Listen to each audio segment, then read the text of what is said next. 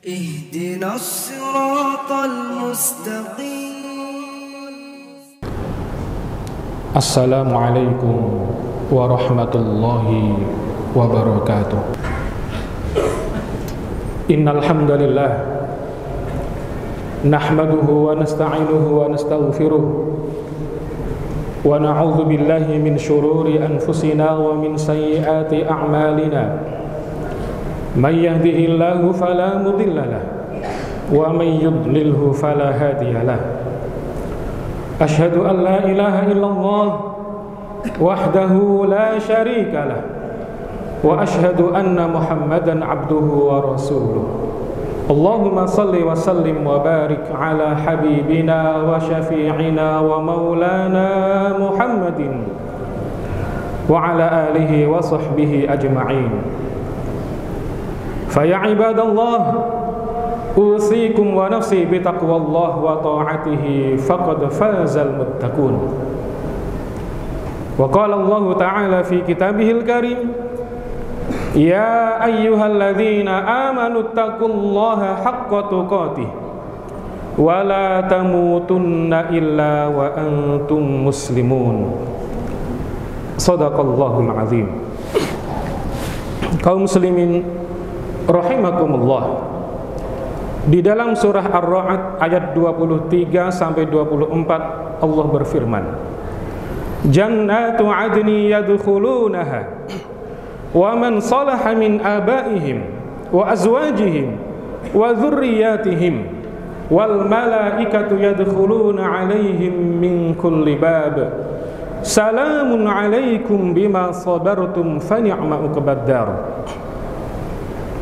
Ringkasnya di ayat ini diceritakan akan ada seseorang yang masuk surga bersama bapak-bapaknya, bersama istri-istrinya, bersama anak-anaknya. Bahkan di ayat yang lain digambarkan seandainya amal soleh ayahnya tidak sebanyak amal soleh anaknya, bahkan mungkin terjadi amal soleh ibunya jauh lebih hebat daripada amal soleh anaknya, dan mungkin saja terjadi amal soleh kakeknya jauh lebih hebat daripada amal soleh cucu-cucunya. Tapi suatu hari nanti akan ada satu keluarga yang di-upgrade surganya oleh Allah. Alhaqna bihim dzurriyyatahum, dibikin satu kamar atau seperti ada connecting door khusus buat anak-anak mereka, diangkat surganya agar satu level bersama bapak ibunya, bersama kakek neneknya, padahal amalnya berbeda-beda. Bagaimana itu bisa terjadi dan bagaimana caranya seperti itu, kaum muslimin rahimakumullah? Di dalam ayat yang khotib baca tadi, wa man shalaha min abaihim, orang-orang yang soleh dari kalangan bapak-bapak mereka, wa azwajihim, orang-orang yang soleh dari kalangan istri-istri mereka, wa dzurriyyatihim, orang-orang yang soleh dari kalangan anak-anak mereka. Artinya apa? Pembentukan rumah tangga itu harus dimulai dari pembentukan karakter kesalehan. Apa itu soleh? Soleh artinya benar. Apa itu benar? Benar setidaknya ditinjau dari dua kriteria. Yang pertama, membina rumah tangga karena mencari ridha Allah, dan yang kedua, membina rumah tangga karena ingin mencontoh Rasulullah sallallahu alaihi wasallam. Kaum muslimin rahimakumullah, maka nanti kalau suatu hari anak kita pulang dengan rapot yang bagus, biasanya sang ayah akan berkata begini, oh ini baru anak ayah. Bukan, yang demikian itu adalah anaknya Pak Guru. Kenapa? Karena yang membuat rapot kurikulumnya dari Pak Guru, yang mengajarkan juga bapak dan ibu guru, yang menilai juga bapak dan ibu guru. Lalu apa kurikulum ayah? Kurikulum ayah di dalam Al-Quran ada 3. Yang pertama, mendidik anaknya bertauhid. Yang kedua, membentengi anak dari kemusyrikan. Dan yang ketiga, mendisiplinkan anak agar selalu terikat dengan syariat Allah. Am kuntum syuhada'a idh hadara Ya'qubal maut idh qala libanihi ma ta'buduna min ba'di. Ketika Nabi Ya'qub alaihi salatu wassalam merasa sakitnya semakin parah, merasa ajalnya akan segera tiba, beliau kumpulkan putra-putranya yang berjumlah 12 itu. Beliau kumpulkan bukan untuk bagi-bagi waris, bukan untuk bagi-bagi harta, tapi beliau ingin memastikan beliau meninggal anak-anaknya tetap dalam keadaan bertauhid. Wahai anandaku sekalian, selepas kematian ayah nanti, siapa yang akan kalian sembah? Lalu anak-anak yang soleh itu menjawab, qalu na'budu ilahaka wa ilaha abaika Ibrahim wa Ismail wa Ishaq ilahan wahida. Wahai ayahandaku, selepas kematian ayah nanti, kami akan tetap menyembah Allah, Tuhannya kakek kami Ibrahim. Kami akan menyembah Allah, Tuhannya kakek kami Ismail. Kami akan tetap menyembah Allah, Tuhannya kakek kami Ishak, ilahan wahida. Jadi kurikulum ayah yang pertama adalah mendidik anaknya bertauhid. Yang kedua, ilahan wahida. Kurikulum ayah yang kedua adalah membentengi anak dari kemusyrikan. Wahai ayahku sekalian, wahai ayahku Yakub, selepas kematian ayah nanti, kami semua tetap akan menyembah Allah. Sekali-kali kami tidak akan mempersekutukan Allah. Kami tidak akan pernah mempertuhankan selain Allah. Kaum muslimin rahimakumullah. Jadi kalau suatu hari anak kita juga datang ke rumah dengan rapot yang jelek, biasanya ayah yang kurang berpendidikan, dia akan berkata begini, ini karena kesalahan mama, ini karena pendidikan mama yang jelek di rumah. Kenapa? Karena dikatakan al-ummu madrasah, ibu diibaratkan seperti sekolahan. Jadi kalau anak itu gagal, anak itu rusak, anak itu tidak berprestasi, anak itu tidak soleh, maka siapa yang salah? Yang salah adalah ibunya. Bukan demikian wahai kaum muslimin. Kalau al-ummu madrasah, ibu diibaratkan seperti sekolahan, maka penyebab anak gagal, penyebab anak rusak, penyebab anak tidak berprestasi, penyebab anak tidak soleh adalah karena kepala sekolahnya dia tidak hadir di rumah, yang mungkin terlalu sibuk dengan pekerjaannya, tidak punya waktu buat anak-anaknya. Kaum muslimin rahimakumullah. Lalu kurikulum ayah yang ketiga adalah membentengi anak dari kemusyrikan. Yang ketiga adalah mendisiplinkan anak agar selalu terikat dengan syariat Allah. Tentu dalam rangka menjalankan kurikulum ayah yang ketiga, mendisiplinkan anak agar selalu terikat dengan syariat Allah, sang ayah harus mempunyai kedekatan yang baik dengan anak-anaknya, harus mempunyai kedekatan yang intens dengan anak-anaknya.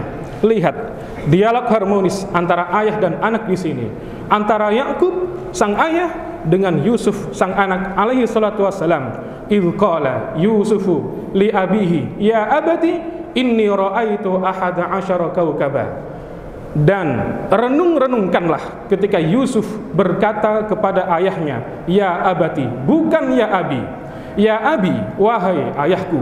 Ya abati, wahai ayahandaku. Dan redaksi inilah yang dipilih oleh Yusuf. Ya abati, wahai ayahandaku tercinta. Tentu sang ayah akan merasa terhormat, sang ayah tersanjung ketika mendapatkan panggilan sayang dari sang anak. Ya abati, wahai ayahandaku tercinta. Dan tentu panggilan ini dari lubuk beliau yang paling dalam, Yusuf kepada ayahnya. Ada kedekatan yang baik di sini, ada kedekatan yang intens di sini. Bahkan sang ayah menjadi tempat menyampaikan curhatannya segala hal kepada ayahnya. Inni ra'aitu ahada asyara kaukaban. Wahai ayahku, aku ingin curhat kepadamu tentang peristiwa penting yang terjadi di dalam mimpiku tadi malam. Dalam mimpiku itu aku bermimpi melihat 11 bintang, wasyamsa wal qamar, 1 matahari dan 1 bulan. Ra'aituhum li sajidin. Jelas sekali dalam penglihatanku, semua benda-benda langit itu semuanya sujud kepadaku. Kaum muslimin rahimakumullah. Nabi Yusuf alaihi salatu wasalam begitu lepas menceritakan bahkan mimpinya, bukan peristiwa yang nampak secara lahiriah. Kalau peristiwa yang nampak, kalau dalam mimpi saja diceritakan, apalagi peristiwa yang nampak secara lahiriah. Dan itu adalah merupakan bukti sang ayah mampu membangun kedekatan yang baik dengan anak-anaknya. Maka sang ayah Yakub alaihi salatu wassalam ini pun mengerti betul seperti apa masa depan anaknya. Panggilan pun begitu mesra, ya bunayya. Dijawab oleh Yakub, wahai anandaku sayang, la taqsus ru'yaka ala ikhwatik. Sekali-kali jangan pernah engkau ceritakan mimpimu ini kepada saudara-saudara kamu yang lain. Kaum muslimin rahimakumullah. Nabi Yakub alaihi salatu wasalam adalah potret ayah yang selalu mempunyai waktu buat anak-anaknya, potret ayah yang mempunyai kedekatan yang baik dengan anak-anaknya. Maka kelak Yusuf menjadi orang hebat, menjadi orang besar, menjadi penguasa Mesir karena selalu mengingat-ingat nasihat ayahnya. Nabi Yusuf sukses melewati masa-masa sulit itu. Beliau pernah dimasukkan ke dalam sumur, pernah berpisah dengan kedua orang tuanya dalam waktu yang lama, 40 tahun lamanya, pernah dijual, pernah dijadikan budak, pernah dipenjara, pernah dituduh hendak menodai kesucian wanita. Sebelum dipenjara, diumumkan di tempat-tempat keramaian, di mal, di pasar, di alun-alun, inilah pemuda yang hendak menodai kesucian wanita, inilah pemuda yang tidak tahu balas budi, yang hendak menodai kesucian majikannya. Nabi Yusuf sukses melewati masa-masa sulit itu karena selalu mengingat-ingat nasihat ayahnya. Yusuf ingat, inna rabbaka alimun hakim. Apapun yang terjadi kepada dirimu nanti, ketahuilah sesungguhnya Allah maha mengetahui lagi maha bijaksana. Kaum muslimin rahimakumullah. Wahai para ayah, anak kita itu bukan menjadi mandiri kalau sudah punya gaji sendiri. Anak kita itu bukan menjadi mandiri kalau sudah punya uang sendiri. Tapi anak kita itu mandiri kalau sudah bisa bangun sholat subuh sendiri dan pergi ke masjid. Anak kita itu menjadi mandiri kalau sudah bisa bangun sholat tahajud sendiri tanpa dibangunkan. Itu tandanya anak kita sudah mandiri dan insya Allah ekonominya pasti akan dijamin oleh Allah. Jadi bukan uang tolak ukurnya. Kaum muslimin rahimakumullah. Sebagai penutup, saya punya kawan saya ini sudah menjadi orang hebat, orang besar, orang sukses, rajin bersedekah. Lihat apa yang dikatakan beliau. Kawan saya ini adalah potret anak yang selalu membanggakan ayahnya di hadapan orang lain. Bagaimana kisahnya? Ketika ayahnya atau setiap kali ayahnya membangunkan sholat subuh dirinya, ayahnya sudah dalam keadaan pakai peci dan pakai sarung, lalu dibisikkan ke dalam telinganya, ya bunayya, wahai anandaku sayang, ayo bangun, kita sholat subuh di masjid. Ya bunayya, wahai anakku tercinta, ayo temani ayah sholat subuh di masjid. Ya bunayya, wahai anakku tercinta, mari kita laksanakan, tunaikan panggilan Allah berjamaah di masjid.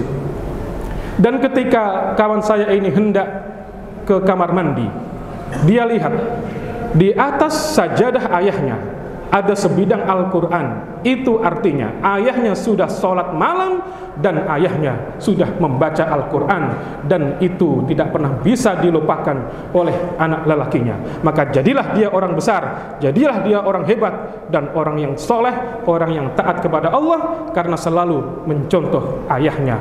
Mudah-mudahan kita semua menjadi ayah yang amanah, ayah yang mampu mendidik anak kita bertauhid, ayah yang mampu membentengi anak kita dari kemusyrikan, dan ayah yang mampu mendisiplinkan anak kita agar selalu terikat dengan syariat Allah. Barakallahu li wa lakum fil Qur'an azim wa nafa'ani wa iyyakum bima fihi minal ayati wadh dzikril hakim wa taqabbala minni wa minkum tilawatahu innahu huwal ghafurur rahim.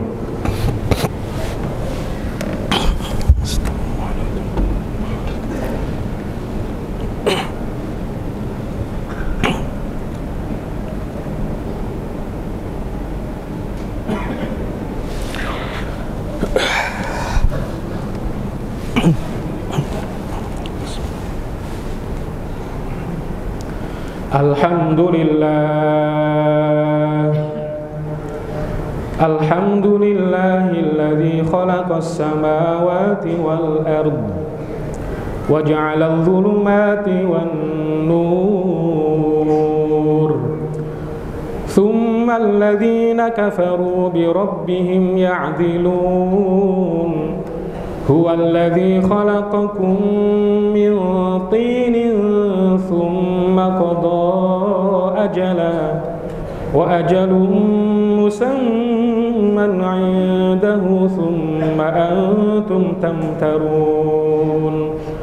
Qala Allah Ta'ala fi kitabihil karim, ya ayyuhalladzina amanu taqullaha haqqa tuqatih wa la tamutunna illa wa antum muslimun.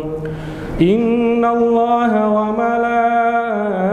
malaikatahu yusalluna 'alan nabi ya ayyuhalladzina amanu sallu 'alaihi wa sallimu taslima. Allahumma salli ala sayyidina Muhammadin wa ala alihi wa sahbihi ajma'in. Wa radallahumma ala arba'atil khulafa'ir rasyidin sadatina Abi Bakrin wa Umar wa Uthman wa Ali wa ala baqiyatis sahabati wat tabi'in wa tabi'it tabi'in wa man tabi'ahum bi ihsanin ila yaumiddin. Warhamna ma'ahum bi rahmatika ya arhamar rahimin. Allahumma ighfir lil muslimina wal muslimat wal mu'minina wal mu'minat al ahya'i minhum wal amwat innaka sami'un qaribun mujibud da'wat ya qadiyal hajat. Allahumma dafa' 'anna al ghala wal waba wal fahsya wal musibah wal 'adzab war riba waz zina waz zalazil wal mihan wa su'il fitan ma dhahara minha wa ma batana 'an baladina Indonesia khassah wa min buldanil muslimina 'ammah ya rabbal alamin. Allahumma ansur man nasara ad-din wa khzul man khazalal muslimin. Allahumma ahlikil yahudadh dhalimin. Allahumma ansuril ikhwananal mujahidina fi Filistin. Allahumma ansur ikhwananal mujahidina fi Filistin. Allahumma ansur ikhwananal mujahidina fi Filistin, fi Gaza wa fi kulli makan wa fi kulli zaman bi rahmatika ya arhamar rahimin. Rabbana atina fid dunya hasanah wa fil akhirati hasanah wa qina adzaban nar. Ibadallah, innallaha ya'muru bil 'adli wal ihsan wa ita'i dzil qurba wa yanha 'anil fahsya'i wal munkari wal baghi ya'idzukum la'allakum tadhakkarun wa la dzikrullahi akbar.